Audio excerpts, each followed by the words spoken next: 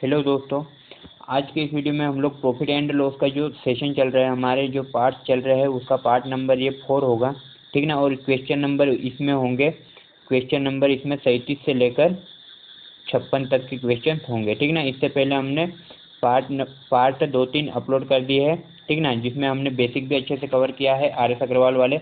और R S Agarwal के question हमने उन वीडियोस में एग्जाम्पल और एग्जाम्पल के अलावा वहाँ पर 1 से लगाकर 36 तक के क्वेश्चन कवर कर लिया, ठीक ना। तो इस वीडियो में हम लोग शुरू करते हैं क्वेश्चन नंबर 37 से, ठीक ना। क्वेश्चन नंबर 37 से इसकी शुरुआत करते हैं। तो क्वेश्चन में क्या दिया हुआ है, किसी वस्तु को बेचने पर एक व्यक्ति उसके विक्रय मूल्य के 25% के बराबर लाभ कमाता है, उसका लाभ प्रतिशत कितना है। तो इस वीडियो में हमको इस क्वेश्चन में हमको निकालना है इसका लाभ परसेंटेज, ठीक ना।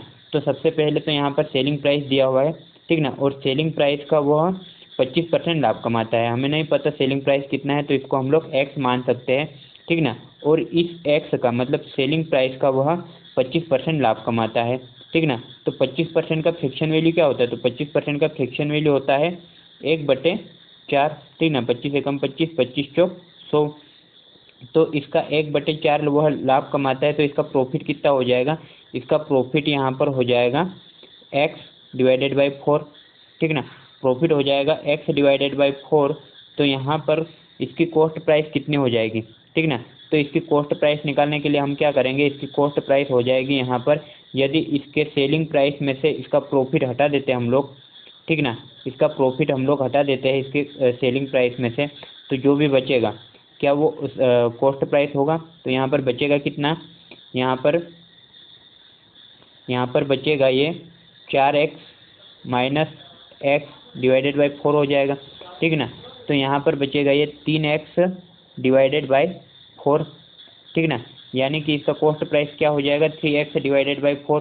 तो हम लोग प्रॉफिट परसेंट निकालना है, तो इसका प्रॉफिट परसेंट कितना हो जाएगा। तो यहाँ पर प्रॉफिट परसेंट निकालेंगे हम लोग, जो कि क्या होता है, ठीक ना, जो कि होता है यहाँ पर प्रॉफिट, यानी कि प्रॉफिट इसका कितना है x/4, और इसका क्या है, इसका कॉस्ट प्राइस कितना है, तो 3 इंटू इसको भी लिख सकते हैं x/4, और यहाँ पर कैंसिल हो जाएगा, यहाँ पर x/4 से x/4, और इसका परसेंटेज निकालना है हमें, प्रॉफिट परसेंटेज, यानी कि 100 का हम लोग मल्टीप्लाई कर देंगे। तो यहाँ पर इसका आंसर क्या आ जाएगा, जैसे ये हो जाएगा 100/3, और इसका परसेंटेज वैल्यू होता है 33, सही 1/3%, ठीक ना। इसको हमने परसेंटेज में अच्छे से पढ़ा है, परसेंटेज चैप्टर में, ठीक ना। तो ऑप्शन नंबर कौन सा होगा, ऑप्शन नंबर डी इसका सही आंसर होगा। अब देखते हैं हम लोग क्वेश्चन नंबर 38। क्वेश्चन नंबर 38 में क्या दिया हुआ है, इसमें दिया हुआ है यदि किसी वस्तु का क्रय मूल्य तथा उसके विक्रय मूल्य का अनुपात 10:11 हो, तो लाभ प्रतिशत कितना है, ठीक ना। तो इसका लाभ परसेंटेज हमें निकालना है। इसमें क्या दिया हुआ है, कॉस्ट प्राइस और सेलिंग प्राइस का रेशियो दिया हुआ है। तो कॉस्ट प्राइस और सेलिंग प्राइस का रेशियो कितना है, यहाँ पर 10:11, ठीक ना। और इसका प्रॉफिट या लॉस यदि हमें निकालना है, तो वो कितना होता है, वो हमेशा कॉस्ट प्राइस और सेलिंग प्राइस का डिफरेंस होता है, जो कि कितना है, ये डिफरेंस है यहाँ पर 1 का, ठीक ना।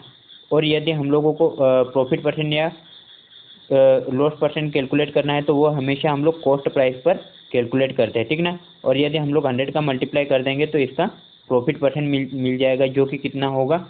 तो यहाँ पर इसको कैलकुलेट कर लेते हैं हम लोग, 0 से 0 कैंसिल हो जाएगा, तो यहाँ पर बचेगा 10%, यानी कि 10% इसका क्या होगा, 10% इसका प्रॉफिट होगा। ऑप्शन नंबर बी इसका सही आंसर है। अब देखते हैं हम लोग क्वेश्चन नंबर 39।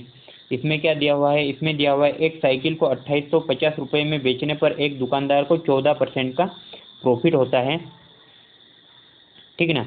तो यदि यह लाभ 8% रखा जाए, तो साइकिल का विक्रय मूल्य यानी कि सेलिंग प्राइस कितना है, ठीक ना।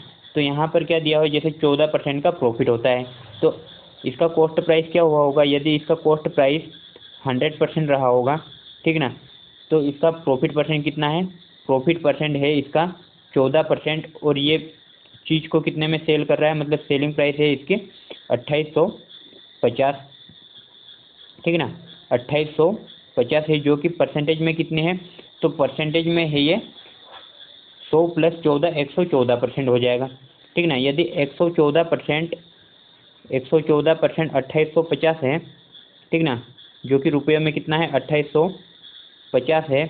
तो इसका 100% कितना होगा, ठीक ना। तो 100% निकालेंगे तो हम लोगों को इसकी कॉस्ट प्राइस मिल जाएगी, लेकिन यह इसका प्रॉफिट परसेंट 8% रखा होता तो इसका सेलिंग प्राइस क्या होगा, ठीक ना। तो हम लोग क्या करेंगे कि डायरेक्ट इसमें 108% से मल्टीप्लाई कर देंगे, ठीक ना, जिससे कि हमें 108% की वैल्यू मिल जाएगी, जो कि 100 पर 8% के प्रॉफिट के साथ हमें मिल जाएगी, ठीक ना। तो यहाँ इसको हम लोग कैलकुलेट करते हैं, तो यहाँ पर परसेंटेज से परसेंटेज कैंसिल हो जाएगा, ठीक ना। और यहाँ पर 114 को यदि कैंसिल करते हैं तो 19 6 114 होता है, ठीक ना। और 19 से यदि इसको कैंसिल करते हैं तो 19 एकम 19 बच जाएगा कितना 9 9 और 5 95 हो जाएगा, 19 पंजे 95 और ये 0। यदि इसको हम लोग 6 से कैंसिल करते हैं तो यहाँ पर कितना बचेगा, ये 6 से इसको कैंसिल करते हैं तो यहाँ पर ये बच जाएगा, यहाँ पर बच जाएगा 6 दूनी 12, 3 बच जाएगा 30 हो जाएगा, 6 पंजे 30। और इस 25 का मल्टीप्लाई हम लोग 108 में करते हैं तो यहाँ पर 108% यानी कि इसकी प्रॉफिट समेत मतलब इसकी सेलिंग प्राइस कितनी मिल जाएगी, यहाँ पर इसकी सेलिंग प्राइस मिल जाएगी 25 8 200 का 0 कैरी का 20, 25 नम 0 और 20 हो जाएगा, 20 का 0 कैरी का 2, 25 एकम 25 और 2 कितना हो जाएगा 2700, यानी कि 2700 इसका क्या हो जाएगा सेलिंग प्राइस हो जाएगा 8% प्रॉफिट के साथ। ऑप्शन नंबर बी इसका सही आंसर होगा। अब देखते हैं हम लोग क्वेश्चन नंबर 14। क्वेश्चन नंबर 14 में क्या दिया हुआ है, इसमें दिया हुआ है 100 वस्तुओं में से आधी वस्तुओं को 20% लाभ पर तथा शेष वस्तुओं को 40% लाभ पर बेचा गया। यदि सभी वस्तुओं को 25% लाभ पर बेचा गया होता तो यह लाभ पहले से 100 रुपये कम मिलता, ठीक ना। प्रत्येक वस्तु का क्रय मूल्य कितना है। तो यहाँ पर सबसे पहले तो टोटल वस्तुएं कितनी दी हुई, तो टोटल वस्तुएं यहाँ पर दी हुई है हमें 100, ठीक ना, 100 दी हुई है। इसमें से आधी वस्तुओं को बेचा है, ठीक ना, आधी वस्तुओं को सेल करा है, कितनी वस्तुओं को 100 के आधी 50 वस्तुओं को सेल करा है उसने 20% प्रॉफिट पर। तो 20% का फ्रैक्शन वैल्यू क्या हो जाता है, 20% का फ्रैक्शन वैल्यू हो जाता है यहाँ पर 1/5 और 5 पर 1 का प्रॉफिट, मतलब वह 50 वस्तुओं पर 6 का प्रॉफिट कमाता है, ठीक ना। तो ये हो जाएगा 6/5 जो कि कितना हो जाएगा, ये हो जाएगा यदि 5 से इसको कैंसिल कर देते हैं हम लोग, ठीक ना, 5 से 50 को कैंसिल कर देते तो ये कितना हो जाएगा 60। और शेष वस्तुओं को वह किस पर बेचता है, तो यहाँ पर शेष वस्तुओं को इसने दिया हुआ है रिमेनिंग वस्तुओं को, मतलब शेष वस्तुओं को वह शेष वस्तुएं कितनी बचती है 100 में से 50 जाएगी तो 50 बचेगी, और इस 50 वस्तुओं को वह 40% प्रॉफिट पर बेचता है। तो 40% का फ्रैक्शन वैल्यू कितना हो जाएगा, तो 40% का फ्रैक्शन वैल्यू हो जाएगा यहाँ पर 20 दूनी 40 और 20 पंजे 100 और 5 पर 2 का प्रॉफिट, मतलब ये कितना हो जाएगा 7/5, ठीक ना। 5 से 50 को कैंसिल कर देंगे 10 बार तो 10 7 70, मतलब ये 50 वस्तुएं मतलब 70 रुपये में बेची है, ठीक ना। और टोटल वस्तुओं को वह कितने में बेचता है, तो टोटल वस्तुओं को प्रॉफिट परसेंट में बेचता है 25%। तो इसका 25% और 25% का फ्रैक्शन वैल्यू कितना होता है, तो 25% का फ्रैक्शन वैल्यू होता है 1/4 और 4 पर 1 का प्रॉफिट, मतलब ये कितना हो जाएगा 5/4 में बेचेगा। तो टोटल रुपए में कितने में बेचेगा ये, तो 4 से यदि 100 को कैंसिल करते हैं हम लोग तो ये 25 बार हो जाएगा और 25 पंजे कितना हो जाएगा 125, ठीक ना। वह वस्तुओं को अलग अलग बेचता है, वह वस्तुओं को अलग अलग बेचता है तो कितने रुपए कमाता है वो 130 रुपये। 60 + 70 कितना हो जाएगा 130 रुपये, और एक साथ बेचता है तो कितने कमाता है 125 रुपये। तो दोनों का डिफरेंस यहाँ पर कितना हो जाएगा, तो दोनों का डिफरेंस हो जाएगा यहाँ पर 5 रुपये का, ठीक ना। जबकि वह यदि एक साथ बेचता है और अलग अलग बेचता है तो उसका लाभ कितने का कम हो जाता है 100 रुपये का कम हो जाता है, यानी कि यहाँ पर 5 की वैल्यू हो जाती है, ठीक ना, यहाँ पर 5 की वैल्यू हो जाती है 100, ठीक ना। तो प्रत्येक वस्तुओं को वह कितने में क्रय करा होगा, है ना, प्रत्येक वस्तु का क्रय मूल्य क्या होगा, तो यहाँ पर एक वस्तु का क्रय मूल्य हो जाएगा यदि इसको हम लोग कैंसिल कर लेते हैं, ठीक ना, तो यहाँ पर कितना हो जाएगा, एक वस्तुओं का क्रय मूल्य हो जाएगा 20 रुपये, ठीक ना, 20 रुपये क्रय मूल्य हो जाएगा। ऑप्शन नंबर सी इसका सही आंसर होगा। अब देखते हैं हम लोग क्वेश्चन नंबर 41। क्वेश्चन नंबर 41 में क्या दिया हुआ है, इसमें दिया हुआ है यदि 20 वस्तुओं का क्रय मूल्य 15 वस्तुओं के विक्रय मूल्य के बराबर हो तो लाभ का प्रतिशत कितना है, ठीक ना। तो यहाँ पर क्या दिया हुआ है, जैसे 20 वस्तुओं का कॉस्ट प्राइस इक्वल है 15 वस्तुओं के सेलिंग प्राइस के, ठीक ना, 15 वस्तुओं के सेलिंग प्राइस के। मतलब क्या होगा कि 20 वस्तु इसने खरीदी होगी और 15 वस्तुएं बेच दी होगी, जिसमें कि जितने में उसने क्रय करी होगी, मतलब जितने में 20 वस्तुएं खरीदी होगी वो 15 वस्तुओं को बेचने पर उसने प्राप्त कर लिया होगा, ठीक ना। तो शेष वस्तुएं कितनी बचेगी, यहाँ पर शेष वस्तुएं बच जाएगी 5 वस्तु। 5 वस्तु बेचेगा तो उस पर वह कुछ ना कुछ प्रॉफिट ही कमाएगा, ठीक ना। तो यहाँ पर एक बात नोटिस करने वाली ये होती है कि जैसे हम कॉस्ट प्राइस होता है तो कॉस्ट प्राइस में हमेशा कॉस्ट प्राइस से डिवाइड करते हैं, ठीक ना। कोई सेलिंग प्राइस होती है तो सेलिंग प्राइस को हमेशा सेलिंग प्राइस से डिवाइड करते हैं। और यदि प्रॉफिट या लॉस हो, ठीक ना, प्रॉफिट या लॉस हो तो हमेशा उसको प्रॉफिट या लॉस से डिवाइड करते हैं। और यहाँ पर यदि क्वांटिटी यानी कि इसकी मात्रा दी हुई हो, ठीक ना, इसकी क्वांटिटी यानी कि इसकी मात्रा दी हुई तो उसको क्वांटिटी से ही डिवाइड करते हैं, ठीक ना। ये बात हमेशा नोटिस करने वाले होते हैं यहाँ पर। तो यहाँ पर क्या है कि क्वांटिटी दी हुई है, टोटल 20 है, 20 में से 15 सेल कर दी है, ठीक ना। यदि 15 यहाँ पर सेल कर दी है तो बची कितनी, 5, ठीक ना, बची कितनी, तो इसका हमको 5 को यदि बेचते हैं तो इसका प्रॉफिट परसेंट निकालना है, ठीक ना, इसका प्रॉफिट परसेंट निकालना है, 5 को और बेचना है, ठीक ना, जबकि 15 बेच दी है। तो यहाँ पर सेलिंग वस्तुओं का हम लोग डिवाइड करेंगे, ठीक ना। और यहाँ पर इसका प्रॉफिट परसेंट निकालना है हमें, तो प्रॉफिट परसेंट निकालना है मतलब 100 का मल्टीप्लाई कर देंगे। यदि इसको हम लोग कैलकुलेट करते हैं तो 5 एकम 5 और 5 त्रिया 15 और 1/3 का परसेंटेज वैल्यू क्या होता है, तो यह हमने अभी निकाला है 33 सही 1/3% इसका परसेंटेज वैल्यू होता है, ठीक ना। अब क्या हो तो निकाल सकते हो। इसका ऑप्शन नंबर कौन सा है, ऑप्शन नंबर सी इसका सही आंसर होगा, ठीक ना। अब देखते हैं हम लोग क्वेश्चन नंबर 42। क्वेश्चन नंबर 42 में क्या दिया हुआ है, इसमें दिया हुआ है किसी अलमारी को 2576 रुपये में बेचने पर एक व्यक्ति को 12% का प्रॉफिट होता है। यदि इसे 100 रुपये कम में खरीदा गया होता तो कितने प्रतिशत लाभ होता, ठीक ना। हर चीज़ होती है अपने आप में 100%, ठीक ना, और इसको 12% प्रॉफिट पर मतलब 12% जुड़ जाएगा, इतने में बेचा गया है, जो कि कितना हो जाएगा 112% हो जाएगा यहाँ पर, जो कि रुपयों में हो जाएगा 2576, ठीक ना, इतने में बेचा गया। तो यहाँ पर 100% यानी कि कॉस्ट प्राइस कितना हो जाएगा, यहाँ पर कॉस्ट प्राइस के लिए हम लोग 100% का मल्टीप्लाई कर देते हैं दोनों ओर। तो इसका कॉस्ट प्राइस कितना हो जाएगा, इसको हम लोग कैलकुलेट कर लेते तो हमें मिल जाएगा कॉस्ट प्राइस परसेंटेज कैंसल, और ये हो जाएगा 16 साते 112, ठीक ना, 16 से कैंसिल हो जाएगा तो 16 साते 112, 16 एकम 16 बच जाएगा कितना 9 97 हो जाएगा, 16 96 बच जाएगा, एक 16 हो जाएगा, 16 एकम 16। और यदि इसको हम लोग 7 से कैंसिल करते तो यहाँ पर कितना हो जाएगा, ये 7 दूनी 14 बच जाएगा, 2 21 हो जाएगा, 7 त्रिया 21। और 23 का मल्टीप्लाई यदि 100 में हो जाता है तो यहाँ पर ये मिल जाएगा हमें 2300, ठीक ना। अब क्वेश्चन इसका कॉस्ट प्राइस तो हमें 2300 मिल गया, ठीक ना, लेकिन क्वेश्चन में क्या कहा गया कि इसे 100 रुपये कम में खरीदा गया होता, मतलब इसका कॉस्ट प्राइस जो है इस 2300 से भी 100 रुपये कम होता।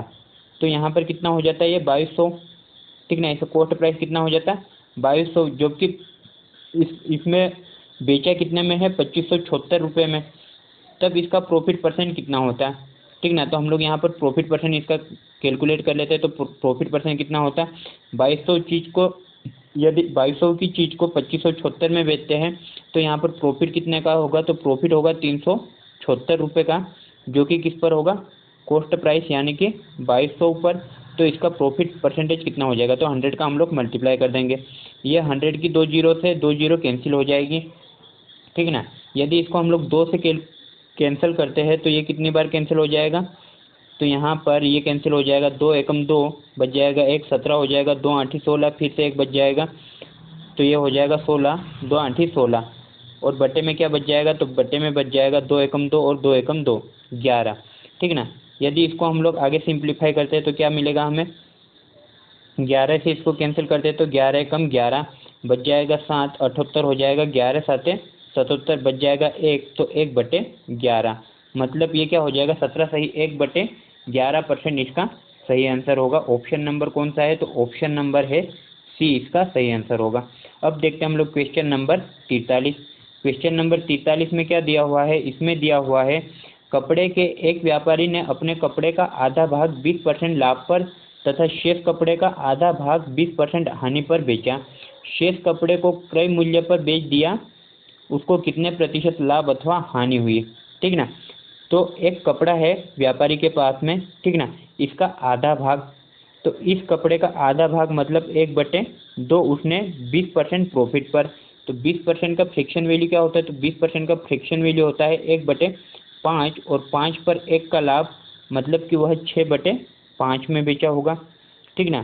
प्लस आगे उसने क्या करा है कि शेष कपड़े का आधा भाग, ठीक ना, आधा भाग उसने बेच दिया एक कपड़े का, तो शेष कितना बचेगा, 1/2 का आधा, यानी इसके पास बच जाएगा 1/4। ठीक ना। कपड़े का भाग कितना बचेगा इसके पास, 1/4। तो इस 1/4 का 4 पर क्या करता है, वो 20% हानि पर बेचता है। तो इस 1/4 को उसने बेचा है 20% हानि पर। यदि 1/4 पर 20% की हानि हुई है तो 20% का फ्रिक्शन वैल्यू होता है 1/5 और 5 पर 1 की हानि मतलब वो कितने में बेचा होगा, 4/5 में। और शेष कपड़े का, ठीक है ना, शेष कपड़े को वह क्रय मूल्य पर ही बेच देता है। तो टोटल कपड़ा था कितना, 1, और इसमें से बेच कितना दिया है उसने, इसमें से इसने बेच दिया है 1/2 भाग और इसका 1/4 भाग। ठीक ना। इसका 1/2 भाग और 1/4 भाग इसने बेच दिया है। तो शेष कपड़ा कितना बचेगा इसके पास, यहाँ पर 4 इसका एलसीएम आ जाएगा। ठीक ना। 4 एलसीएम आ जाएगा तो 2 दूनी 4 और 2 एकम 2, प्लस 4 से 4 कैंसिल हो जाए तो 1 बचेगा। ठीक ना। और 4 माइनस यहाँ पर कितना हो जाएगा, इसका मल्टीप्लाई इधर हो जाएगा, 4 एकम 4 और इधर बच जाएगा 3 और बटे में 4। तो यहाँ पर इसको कैलकुलेट करने के बाद कितना बचेगा शेष कपड़ा, तो शेष कपड़ा बच जाएगा यहाँ पर इसको कैलकुलेट करने के बाद में 1/4। ठीक ना। तो यहाँ पर 1/4 बच गया है, जिसको कि क्रय मूल्य पर, यानी कि यदि एक कपड़ा होगा और उसको 1 रुपये में ही खरीदा होगा तो उसका यहाँ पर 1 का मल्टीप्लाई हो जाएगा जो कि 1/4 ही होगा। ठीक ना। तो इसको हम लोग हटा देते हैं यहाँ पर। अब इसको कैलकुलेट कर लेंगे हम, तो हमें क्या मिल जाएगा, हमें मिल जाएगा इसका आंसर। तो यहाँ पर इसको सोल्व करते हैं तो 2 से 6 कैंसिल हो जाएगा 3 बार और 4 से 4 कैंसिल हो जाएगा। तो बचेगा कितना, यहाँ पर बचेगा 3/5 प्लस 1/5 प्लस 1/4। यदि यहाँ पर हम लोग इसका एलसीएम लेते हैं तो एलसीएम क्या आएगा, एलसीएम आ जाएगा यहाँ पर 5 चौक 20 यदि एलसीएम है तो 5 चौक 20 और 4 3 कितना हो जाएगा 12, प्लस 5 चौक 20, यहाँ पर 4 आ जाएगा, प्लस 4 पंचे 20 और 5 एकम 5, तो यहाँ पर 5 आ जाएगा। यदि इसको हम लोग सिंप्लीफाई करते हैं तो हमें यहाँ पर क्या मिलेगा, 12 और 4 16, 16 और 5 कितना हो जाएगा 21/20। ठीक ना, 21/20।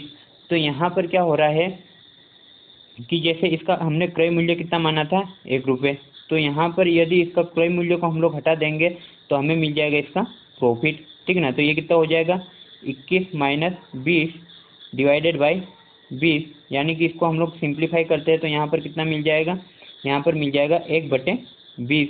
ठीक ना, 1/20, जो कि इसका परसेंटेज वैल्यू कितना होता है, तो इसका परसेंटेज वैल्यू होता है यहाँ पर 5%। ठीक ना, 5%। और यहाँ पर क्या हो जाएगा, जैसे ये 20 की चीज़ थी, इसको 20 पर 21 में बेचा है। ठीक ना, 20 की चीज़ को 21 में बेचा है तो 1 का प्रॉफिट हो रहा है, तो इसको हम लोग डायरेक्टली भी कैलकुलेट कर सकते हैं। ठीक ना, यदि हम इतना नहीं करना चाहते तो यहाँ पर इसको सिंपल तरीके से भी कैलकुलेट कर सकते हैं। जैसे 20 की चीज़ को 21 में बेचा है मतलब 1 का यहाँ पर प्रॉफिट हो रहा है 20 पर। ठीक ना, 20 पर 1 का प्रॉफिट हो रहा है तो इसका 100% कितना, तो इसको यदि हम लोग सोल्व करते हैं तब भी हमें 5%, ठीक ना, 5% इसका आंसर मिल जाएगा और 5% का यहाँ पर प्रॉफिट हो रहा है, तो ऑप्शन नंबर ए इसका सही आंसर होगा। अब देखते हैं हम लोग क्वेश्चन नंबर 44। क्वेश्चन नंबर 44 में क्या दिया हुआ है, इसमें दिया हुआ है एक घड़ी को 20% लाभ पर बेचा जाता है। यदि घड़ी के क्रय मूल्य तथा विक्रय मूल्य में से प्रत्येक को 100 कम कर दिया जाए तो लाभ 5% अधिक हो जाता है। घड़ी का प्रारंभिक क्रय मूल्य कितना है। ठीक ना, तो यहाँ पर हम लोग देखते हैं इसका, ठीक ना, इसको सोल्व करते हैं। तो यहाँ पर 20% का फ्रैक्शन वैल्यू कितना होता है, तो 20% का फ्रैक्शन वैल्यू होता है यहाँ पर 1/5, ठीक ना। तो 1/5 का मतलब क्या हुआ कि ये 5 क्या है इसकी कॉस्ट प्राइस। यदि 5 इसकी कॉस्ट प्राइस है, ठीक ना, तो सेलिंग प्राइस क्या होगी, इसकी सेलिंग प्राइस हो जाएगी 5 पर 1 का प्रॉफिट कमाया है, मतलब वह बेचा कितने में होगा, 6 में, ठीक ना। 5 की चीज़ को 6 में बेचेगा तभी तो 1 का प्रॉफिट कमाएगा वो। लेकिन इसमें क्या हुआ कि 100 रुपये कम कर दिया जाता है, तो नया इसका कॉस्ट प्राइस क्या होगा, यदि ये 5 होगा और यदि ये 6 होगा तो इसका नया कॉस्ट प्राइस हो जाएगा, कॉस्ट प्राइस और सेलिंग प्राइस दोनों में से 100 रुपीज़ कम कर दिया जाता है। तो 5x माइनस 100 और ये हो जाएगा 6x माइनस 100, ठीक ना। 100 रुपीज़ कम कर दिया जाता है, जिससे इसको क्या होता है कि 25% इसका 5% प्रॉफिट बढ़ जाता है, ठीक ना। पहले प्रॉफिट कितना है 20%, इस पर 5% जो बढ़ जाता है, यानी कि प्रॉफिट कितना हो जाता है 25% का। इसकी फ्रैक्शन वैल्यू क्या होती है 1/4, 4 पर 1 का प्रॉफिट, मतलब इस कॉस्ट प्राइस पर कितना प्रॉफिट हो जाएगा इस पर 5/4, ठीक ना। कॉस्ट प्राइस का 5/4 जो होकर कितने में बेचेगा 6x माइनस 100 रुपीज़ में। यदि इसको हम लोग कैलकुलेट कर लेते हैं तो हमें मिल जाएगा आंसर, ठीक ना। हमें मिल जाएगा क्या आंसर। तो इसको सोल्व करते हैं हम लोग, इसको सोल्व करते हैं तो 5 का मल्टीप्लाई इसमें हो जाएगा और 4 का मल्टीप्लाई इधर हो जाएगा। तो ये कितना हो जाएगा 5 25x, तो यहाँ 25x हो जाएगा माइनस 500 हो जाएगा, इज इक्वल टू 4 6 इधर 24x हो जाएगा और माइनस 4 एकम 4 और ये हो जाएगा 400, ठीक ना। इसको हम लोग कैलकुलेट करते हैं यहाँ पर, ठीक ना। तो ये 500 इधर पक्षांतर हो जाएगा, 500 इधर हो जाएगा और 24x इधर हो जाएगा। तो 25x में से 24x जाएगा तो बचेगा कितना x, और इधर कितना बचेगा 500 में से 400 जाएगा तो 100, ठीक ना। यदि x की वैल्यू 100 है तो हमें पूछा है प्रारंभिक क्रय मूल्य जो कि कितना है 5x है। तो 5x की वैल्यू कितनी हो जाएगी, 5x की वैल्यू हो जाएगी 5 × 100 यानी कि 500, ठीक ना। ऑप्शन नंबर कौन सा है, तो ऑप्शन नंबर इसका बी सही आंसर होगा, ठीक है। अब देखते हैं हम लोग क्वेश्चन नंबर नेक्स्ट, ठीक है ना। तो इसका आंसर क्या रहेगा, इसका आंसर आ जाएगा हमारा 5x की वैल्यू हो जाएगी 500, ऑप्शन नंबर बी इसका सही आंसर होगा। अब देखते हैं हम लोग क्वेश्चन नंबर 45। क्वेश्चन नंबर 45 में क्या दिया हुआ है, इसमें दिया हुआ है किसी वस्तु को बेचने पर एक व्यक्ति को उसके विक्रय मूल्य के 25% के बराबर लाभ होता है, उसका लाभ प्रतिशत कितना है, ठीक ना। तो इसका आंसर है 33 सही 1/3%। इस क्वेश्चन को हमने कर लिया है, ये क्वेश्चन रिपीट हो गया है, ठीक ना। ये क्वेश्चन क्या हो गया है, रिपीट हो गया है, बुक में दिया था तो हमने ले लिया, ठीक ना। अब देखते हैं हम लोग क्वेश्चन नंबर 46।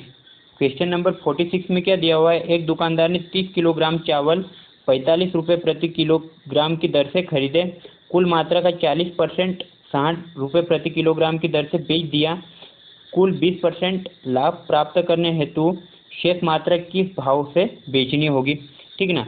तो यहाँ पर क्या हुआ है कि 30 किलोग्राम चावल 45 रुपये के हिसाब से इसने खरीदी है। तो 30 किलोग्राम चावल खरीदी गई है यहाँ पर 45 रुपये किलोग्राम के हिसाब से, ठीक ना। तो यहाँ पर टोटल प्राइस कितनी हो जाएगी, इसकी 30 किलोग्राम की टोटल प्राइस हो जाएगी।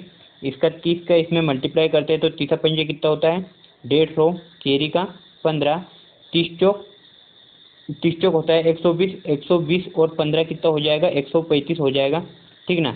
मतलब 1350 रुपये में टोटल वह चावल आई होगी, ठीक ना। 1350 रुपये में टोटल चावल आई होगी। इसका 30 किलोग्राम का 40% उसने 60 रुपये प्रति किलोग्राम के हिसाब से बेच दिया है। तो 30 किलोग्राम का 40% कितना हो जाएगा, 30 का 40% कितना हो जाएगा, तो 30 का 40% हम लोग निकाल लेंगे तो यहाँ पर ये 0 से 0 कैंसिल हो जाएगा और 3 चौक 12।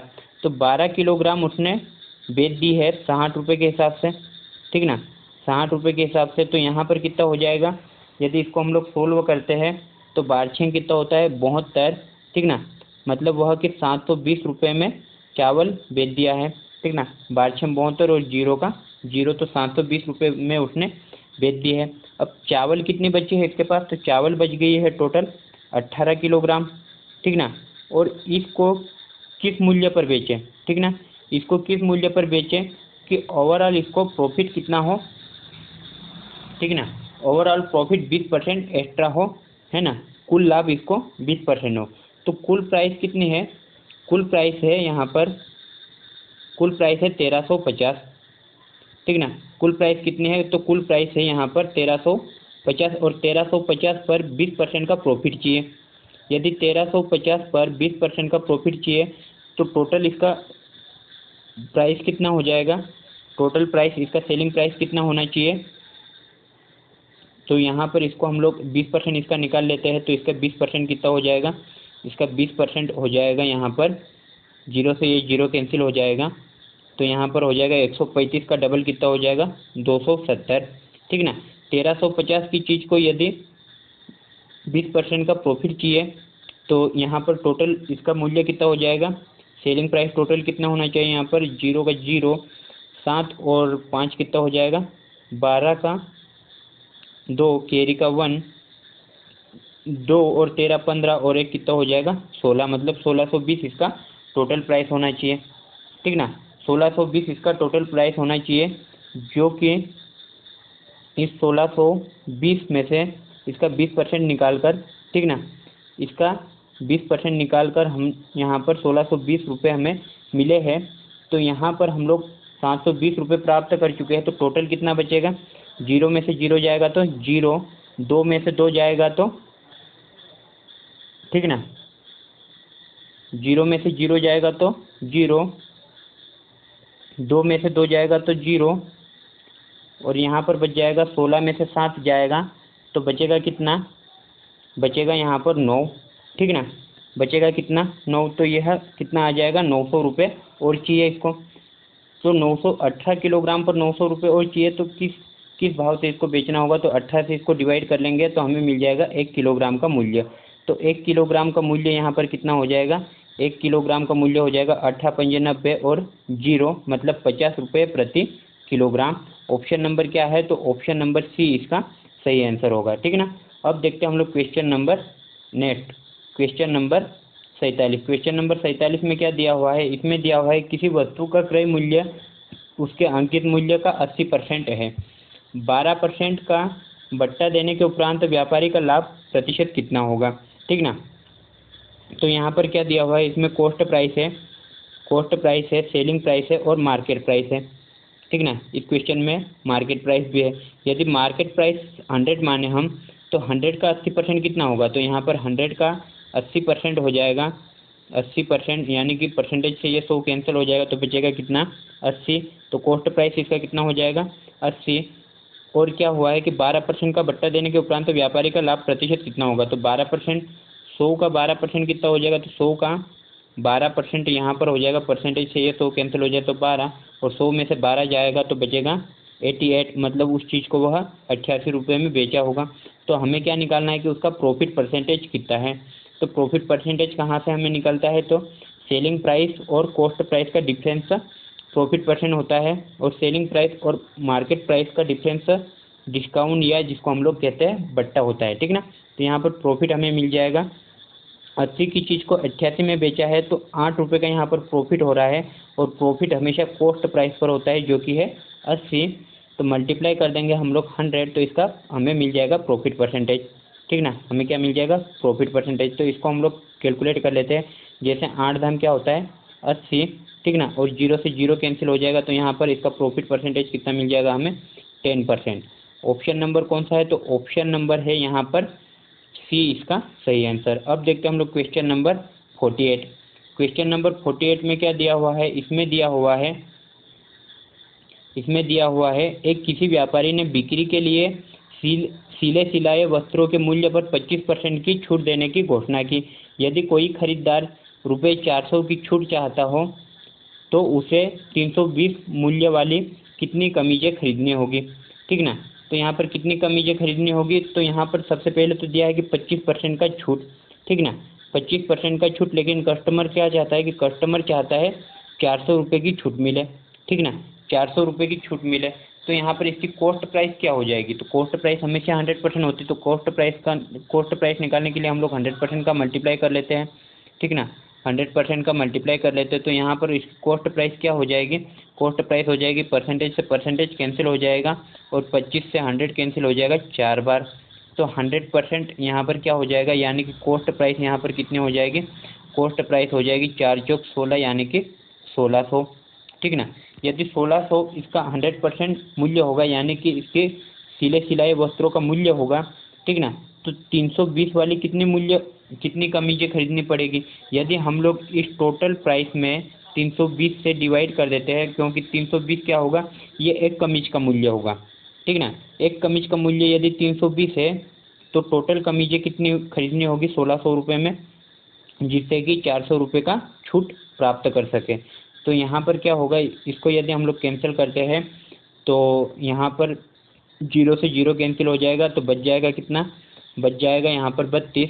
और यदि 32 से 160 को कैंसिल करते हैं तो यूनिट डिजिट से इसका हम लोग मल्टीप्लाई करते हैं तो कितना हो जाएगा, 5 दूनी 10 और 5 3 15, मतलब 32 से 160 कैंसिल हो जाएगा 5 बार। तो यहाँ पर 5 कमीजें इसको खरीदनी होगी, जिससे कि वह 400 रुपये का प्रॉफिट पा सके। ऑप्शन नंबर कौन सा होगा, तो ऑप्शन नंबर डी इसका सही आंसर होगा। ठीक है ना। अब देखते हैं हम लोग क्वेश्चन नंबर 49। क्वेश्चन नंबर 49 में क्या दिया हुआ, इसमें दिया हुआ है कोई व्यापारी अपनी वस्तुओं के मूल्य उनके क्रय मूल्य से 20% अधिक पर अंकित करता है तथा बेचने के समय 10% बट्टा देता है, उसका लाभ प्रतिशत कितना है। ठीक ना। तो यहाँ पर फिर से हो गया कॉस्ट प्राइस, सेलिंग प्राइस और मार्केट प्राइस। ठीक ना। मार्केट प्राइस, तो कॉस्ट प्राइस क्या है, कॉस्ट प्राइस यदि 100 होगी तो इससे 20% अधिक, 20% यदि अधिक यानी कि 100 का 20% कितना हो जाएगा 20, और 100 से 20 अधिक मतलब ये कितना होगी इसकी मार्केट प्राइस 120, मतलब 120 रुपये उसने छापा होगा और इस 120 पर उसने 10% का छूट दिया होगा। ठीक ना। 10% का छूट दिया है तो 10% का फ्रैक्शन वैल्यू क्या होता है, 1/10, 1/10 होता है और 10 पर 1 की छूट मतलब क्या होगा कि वह 9/10 में बेचा होगा। ठीक ना। 9/10 में बेचा होगा तो इसका सेलिंग प्राइस कितना हो जाएगा, 0 से 0 कैंसिल हो जाएगा और बारनामे की 108 रुपये इसकी क्या हो जाएगी सेलिंग प्राइस। अब हमें क्या पूछा है कि प्रॉफिट परसेंट पूछा है, तो प्रॉफिट परसेंट हमेशा कॉस्ट प्राइस और सेलिंग प्राइस के बीच में होता है। ठीक ना। तो यहाँ पर प्रॉफिट कितने का हो रहा है, तो प्रॉफिट हो रहा है 8 रुपये का, 100 की चीज़ को 108 में बेच रहा है, मतलब 8 रुपये का प्रॉफिट हो रहा है। किस पर, तो प्रॉफिट हमेशा कॉस्ट प्राइस पर कैलकुलेट करते हैं। तो प्रॉफिट परसेंटेज कितना होगा, तो परसेंटेज निकालने के लिए हम लोग 100 से मल्टीप्लाई कर देते हैं और यदि इसको कैंसिल करते हैं हम लोग या कैलकुलेट करते हैं तो यहाँ पर हमें कितना मिल जाएगा 8%, यानी कि ऑप्शन नंबर कौन सा होगा, ऑप्शन नंबर सी यहाँ पर सही आंसर होगा। अब देखते हैं हम लोग क्वेश्चन नंबर 50। क्वेश्चन नंबर 50 में क्या दिया हुआ है, इसमें दिया हुआ है एक पुस्तक को उस पर छपे मूल्य पर, ठीक ना, उस पर छपे मूल्य पर 10% बट्टा देकर बेचने से एक दुकानदार को 12% का लाभ होता है। पुस्तक के क्रय मूल्य तथा उस पर छपे मूल्य का अनुपात क्या है। ठीक ना। इसका हमें रेशो निकालना है, तो इस क्वेश्चन को हम लोग रेशो से ही सोल्व करेंगे। ठीक ना। तो सबसे पहले तो यहाँ हम लोग देख लेते हैं कि कॉस्ट प्राइस, सेलिंग प्राइस और मार्केट प्राइस। ठीक ना। अब वह क्या करता है कि 10% का बट्टा देता है। 10% का फ्रिक्शन वैल्यू क्या होता है, तो 10% का फ्रिक्शन वैल्यू होता है 1/10, मतलब वह 10 की चीज़ को 10 की चीज़ पर 1 रुपये का छूट देकर 9 रुपये में बेचा होगा, तभी तो वह 1 रुपये का प्रॉफिट कमाया होगा या फिर बट्टा दिया होगा। तो 10 रुपये पर 1 रुपये का बट्टा दिया होगा, यानी कि 1 रुपये की छूट दिया होगा, जिसको कि 9 रुपये में उसने बेचा होगा। तो यहाँ पर इसका रेशियो क्या हो गया, 9:10। ठीक ना। और 12% का प्रॉफिट चाहता है, तो 12% का फ्रैक्शन वैल्यू क्या होता है, तो 4 3 12 और 4 से 100 कैंसिल हो जाएगा 25 बार। ठीक ना। मतलब 25 की चीज़ पर 3 रुपये कमाया होगा, यानी कि 25 की चीज़ को वह बेचा होगा 28 रुपये में। ठीक ना। 28 रुपये में, तभी वह क्या किया होगा, तभी वह यहाँ पर 3 रुपये कमाया होगा या 12% का प्रॉफिट कमाया होगा। यदि इसको सोल्व करना है तो इसके हमने मेथड सीखी हुई है या हमें इसकी मेथड पता है, इस 9 को यहाँ पर रिप्लेस कर देते हैं। ठीक ना। और इस 28 को इधर रिप्लेस कर देते हैं। ठीक ना। और हमें क्या निकालना है, हमें निकालना है क्रय मूल्य और छपे हुए मूल्य, मतलब कि इसका मार्केट प्राइस और कॉस्ट प्राइस का हमें निकालना है रेशो। तो हम लोग केवल इसको ही देखेंगे। तो यहाँ पर 25 नामे क्या होगा, इनका आपस में मल्टीप्लाई कर देंगे तो 25 नामे हो जाएगा 225 रेशो। यहाँ पर मार्केट प्राइस को हम लोग कैलकुलेट करेंगे, सेलिंग प्राइस हमें नहीं पूछा है तो इसको रहने देंगे, हम लोग टाइम की बचत करेंगे।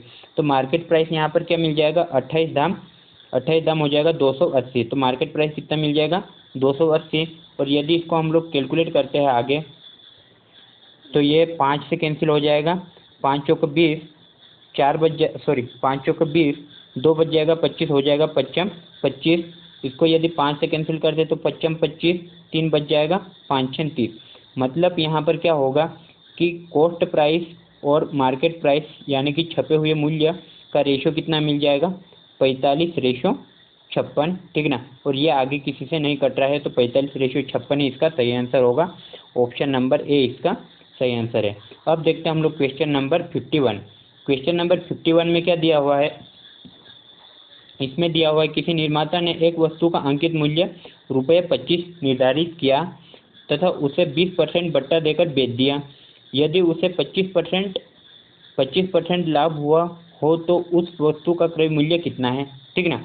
तो सबसे पहले तो हम लोग देखते हैं कि इसका मार्केट प्राइस कितना है। तो यहाँ पर फिर से दिया हुआ है मार्केट प्राइस है, सेलिंग प्राइस है और कॉस्ट प्राइस। ठीक ना। हमें कॉस्ट प्राइस निकालना है। तो यहाँ पर मार्केट प्राइस कितना दिया हुआ है कि 50 रुपये उसने निर्धारित किया है कि 50 रुपये में इसको बेचना है, लेकिन इस 50 पर क्या किया है उसने 20% का छूट दे दिया है। ठीक ना। 50 रुपये पर 20% का छूट दिया है। 20% का फ्रिक्शन वैल्यू होता है 1/5, यानी कि 5 की चीज़ पर वह 1 की छूट देकर कितने में बेचा होगा, 4 में। ठीक ना। तो इसको यदि हम लोग कैलकुलेट करते हैं तो यहाँ पर ये कितना हो जाएगा, 10 और 10 चौक 40। मतलब उस चीज़ को 20% का छूट देकर 50 की चीज़ को 40 रुपये में उसने बेचा होगा। ठीक ना। 40 रुपये में उसने बेचा होगा। तो यहाँ पर क्या होगा, आगे क्या बोला उसने कि 25%, यदि उसे 25% लाभ हुआ हो तो उस वस्तु का क्रय मूल्य कितना है। ठीक ना। 25% का फ्रिक्शन वैल्यू क्या होगा, तो 25% का फ्रिक्शन वैल्यू होगा यहाँ पर 1/4। ठीक ना। 1/4 का इसका मतलब क्या हुआ कि जो चीज़ इसमें फ्रिक्शन में होती है, मतलब बटे में होती है, वो चीज़ हमेशा कॉस्ट प्राइस होती है। ठीक ना। तो कॉस्ट प्राइस यहाँ पर 4 है और 4 पर 1 का प्रॉफिट कमाया है। ठीक ना। क्योंकि 25% के प्रॉफिट पर बेचा है तो 4 पर 1 का प्रॉफिट कमाया होगा, यानी कि उस चीज़ को उसने 5 रुपये में सेल करी होगी। यदि इसको हम लोग कैलकुलेट कर लेते हैं, ठीक ना, कैलकुलेट कर लेते हैं तो यहाँ पर क्या होगा, इनका रेशियो क्या बनेगा, इनका रेशियो यहाँ पर बन जाएगा, इस 40 को हम लोग इधर रिप्लेस कर देंगे। ठीक ना। तो ये हो जाएगा इधर 40 और इस 5 को यदि हम लोग इधर रिप्लेस कर देंगे तो ये हो जाएगा कितना, 5। ठीक ना। और इसे हम लोग यदि मल्टीप्लाई कर लेते हैं तो यहाँ पर इनका रेशियो क्या बन जाएगा, इनका रेशियो बन जाएगा 4 चौक 16 यानी कि 160। ठीक ना। और 5 चौक 20 यानी कि यहाँ पर कितना हो जाएगा 200। और यहाँ पर 55 25 यानी कि यहाँ पर कितना हो जाएगा 250। यदि इसको हम लोग सोल्व करते हैं, ठीक ना, आगे इसको सोल्व करते हैं तो यहाँ पर इसको हम लोग 5 से कैंसिल कर लेते हैं। ठीक ना। 5 से यदि इसको हम लोग कैंसिल कर लेते हैं तो इनका रेशियो कितना बन जाएगा, 5 3 15, 1 बच जाएगा, 10 हो जाएगा, 5 दूनी 10, रेशियो 5 चौक 20 मतलब ये 40 हो जाएगा। और यदि इसको कैंसिल कर दे तो 55 50। ठीक ना।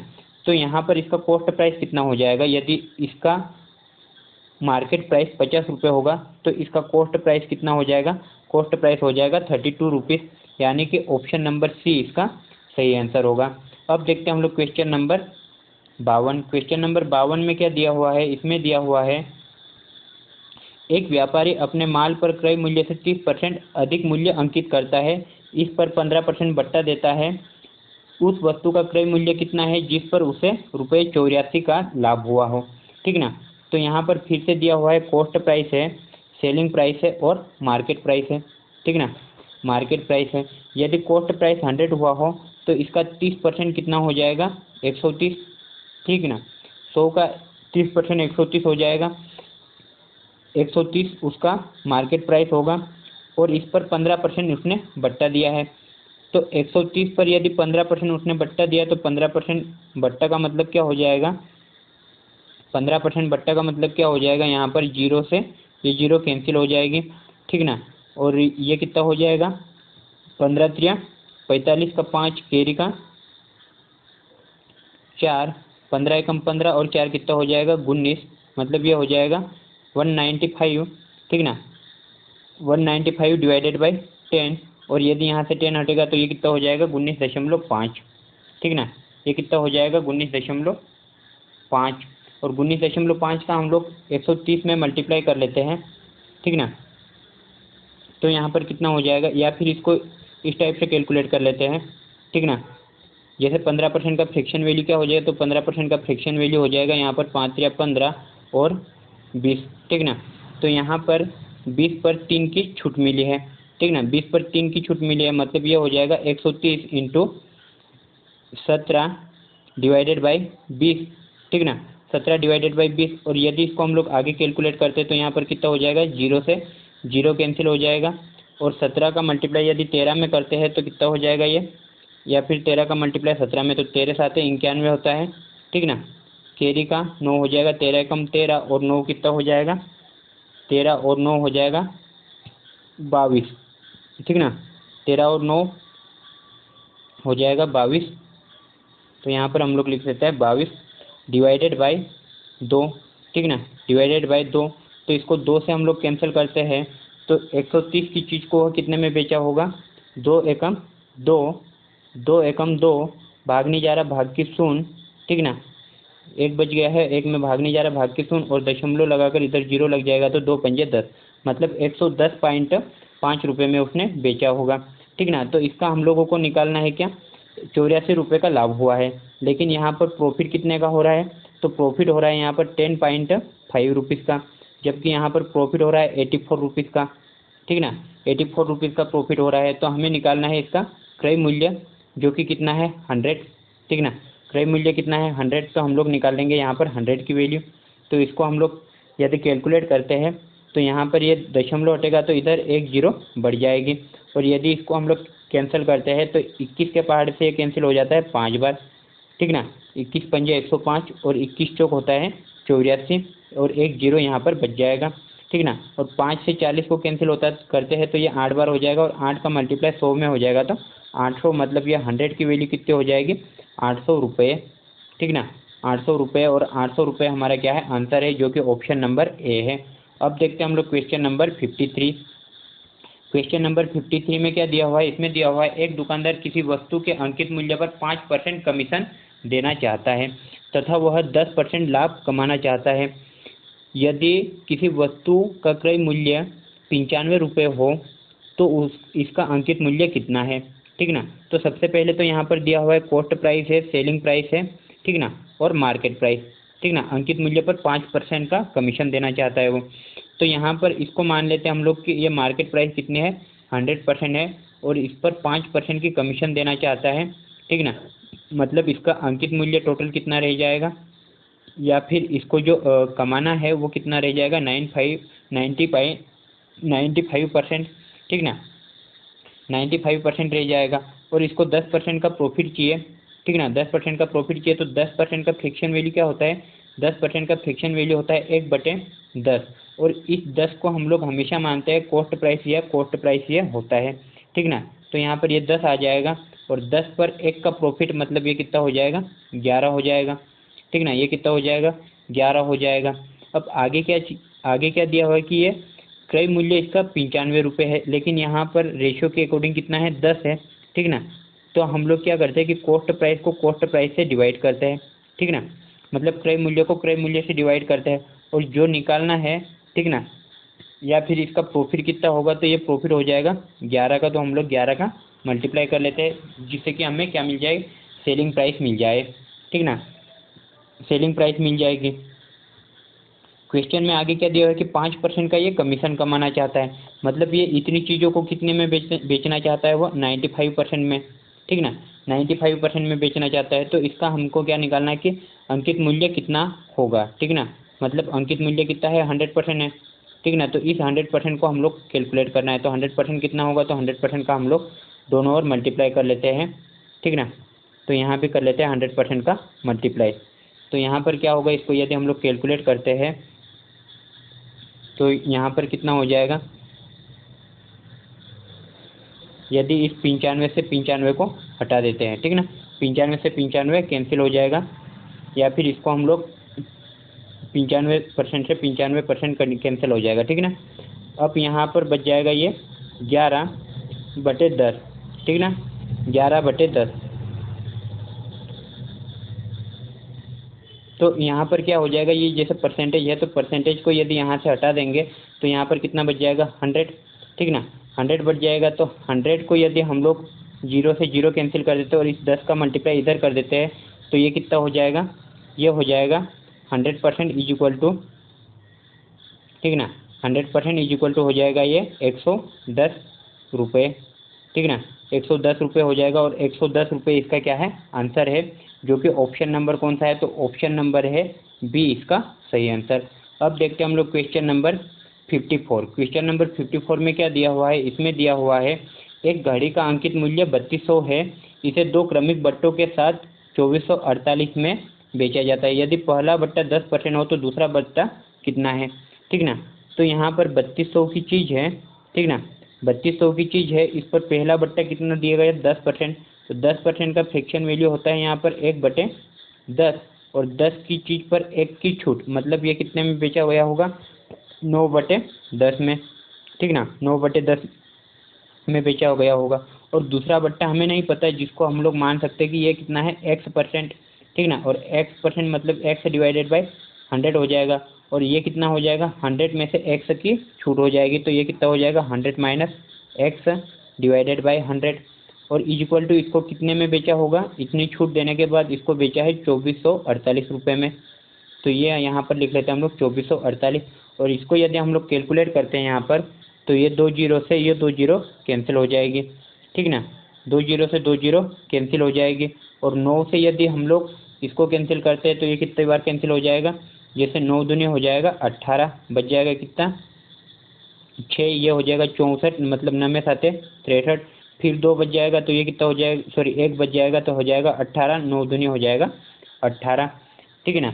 अब इसको हम लोग कैंसिल करते हैं 32 से, ठीक ना, तो ये हो जाएगा 16 दूनी 32, और 16 से इसको कैंसिल करते हैं तो 16 एकम 16, है ना, बच जाएगा कितना, 7 4 11, 112, 16 7 क्या होता है, 112, ठीक है ना। अब यहाँ पर क्या करते हैं, इस 10 का मल्टीप्लाई हम लोग इस 17 में कर देते हैं, तो यहाँ पर बच जाएगा 10 into 100 minus X is equal to, यहाँ पर ये हो जाएगा 170, ठीक ना, ये हो जाएगा 170, और इसको यदि हम लोग कैलकुलेट करते हैं यहाँ पर तो 2 से ये कैंसिल हो जाएगा, 2 8 16 और 2 पंजे 10, ठीक ना, minus X is equal to, यहाँ पर ये 100 को पक्षांतर कर देते तो 85 माइनस 100 हो जाएगा ये, ठीक ना। तो बचेगा कितना, यहाँ पर बचेगा कितना, minus X is equal to minus का 15, और माइनस से माइनस कैंसिल हो जाएगा, तो एक्स की वैल्यू क्या हो जाएगी, एक्स की वैल्यू यहाँ पर 15 हो जाएगी, यानी कि 15% इसका दूसरा बट्टा होगा। अब देखते हैं हम लोग क्वेश्चन नंबर 55। क्वेश्चन नंबर 55 में क्या दिया हुआ है, इसमें दिया हुआ है किसी वस्तु के 10% तथा 10% की 2 क्रमवार मूल्य वृद्धियाँ किस एकमात्र मूल्य वृद्धि के समतुल्य है, ठीक ना। मतलब यहाँ पर कोई 100 रुपये की वस्तु होगी, ठीक ना, इस पर 10% तथा 10% 2 मूल्य वृद्धियाँ है, और 10% की फ्रैक्शन वैल्यू क्या होती है, 1/10, और वृद्धि का मतलब क्या है, 10 पर 1 अधिक, ठीक ना, 10 पर 1 अधिक मतलब ये क्या हो जाएगा, 11/10 इंटू 2 है, 2 बार 10% है तो 2 बार हम लोग मल्टीप्लाई कर लेंगे इसका, और इसको यदि हम लोग कैलकुलेट करते हैं तो यहाँ पर हमें क्या मिल जाएगा, 0 से ये 2 जीरो कैंसिल हो जाएगा, ठीक ना। तो यहाँ पर क्या हो जाएगा, 11 का वर्ग कितना होता है, 121, 11 का 11 में मल्टीप्लाई मतलब ये हो जाएगा 121, और यहाँ पर हमने 100 अज्यूम किया था तो ये 100 इसमें से माइनस कर देंगे, ठीक ना, तो बचेगा कितना, 21%, ठीक ना। तो मूल्य वृद्धि के समतुल्य किस एकमात्र मूल्य वृद्धि के समतुल्य है, तो 21% इसका सही आंसर होगा, जो कि यहाँ पर हमने कैलकुलेट किया है। अब देखते हैं हम लोग क्वेश्चन नंबर 56, जो कि इस वीडियो का लास्ट क्वेश्चन होगा, ठीक ना। तो यहाँ पर हम लोग इसको देखते हैं, तो यहाँ पर क्या दिया हुआ है, 20% तथा 5% के 2 क्रमवार बट्टे किस एकमात्र बट्टे के समतुल्य है, ठीक ना। तो यहाँ पर इसको फिर से हम लोग 100 अज्यूम करते हैं, और यहाँ पर बट्टा दिया हुआ है ना, बट्टे का मतलब क्या होता है, छूट, तो 20% का फ्रैक्शन वैल्यू क्या होता है, यहाँ पर 20% का फ्रैक्शन वैल्यू हो जाएगा 1/10, 5, ठीक ना। और 5 पर 1 की छूट मतलब वह 100 की चीज़ को 4/5 में बेचा होगा, ठीक ना। और 5% का मतलब क्या होता है, तो 5% का मतलब होता है 1/20। और 20 पर 1 की छूट मतलब यहाँ से जो भी वैल्यू प्राप्त होगी, ठीक ना, उस वैल्यू को इसमें बेचे होगी। मतलब 20 पर 1 की छूट मतलब कि 19/20 रुपये में। यदि इसको हम लोग कैलकुलेट करते हैं तो हमें क्या मिलेगा, हमें मिलेगा इसको कैलकुलेट करने पर 20 जो होता है 100, और 100 से 100 कैंसिल हो जाएगा, ठीक ना। और 19 चौक कितना होता है, तो 19 चौक 76 होता है, ठीक ना। और हमने 100 अज्यूम किया है, ठीक ना, 100 अज्यूम किया है तो 100 इसमें से माइनस कर देंगे। तो माइनस कर देंगे तो यहाँ पर कितना बचेगा, माइनस का 24, ठीक ना। माइनस का 24% का मतलब क्या हुआ कि यहाँ पर हमने इसको बट्टा दिया है या छूट दिया है, मतलब ये इस बट्टे के समतुल्य है, किसके, 24% के। अब यहाँ पर ये हमारे क्वेश्चन 56 कंप्लीट हो गए हैं, और आने वाले वीडियोस में हम लोग जल्द ही जो शेष क्वेश्चन बचे हैं प्रॉफिट एंड लॉस को उसको कंप्लीट करेंगे, और उसके बाद हम लोग नेक्स्ट चैप्टर स्टार्ट करेंगे। यदि इस क्लास की PDF चाहिए तो हमारे टेलीग्राम ग्रुप को ज्वाइन कर सकते हैं, जहाँ पर ये PDF अवेलेबल हो जाएगी, ठीक ना। टेलीग्राम ग्रुप है हमारा मैथ्स कनेक्शन 2.0, और व्हाट्सएप ग्रुप से ज्वाइन होना है तो व्हाट्सएप ग्रुप पर भी आप लोगों को PDF अवेलेबल हो जाएगी, और इसके लिए इस नंबर पर आपको ज्वाइन लिखकर एक टेक्स्ट मैसेज करना होगा, ठीक ना।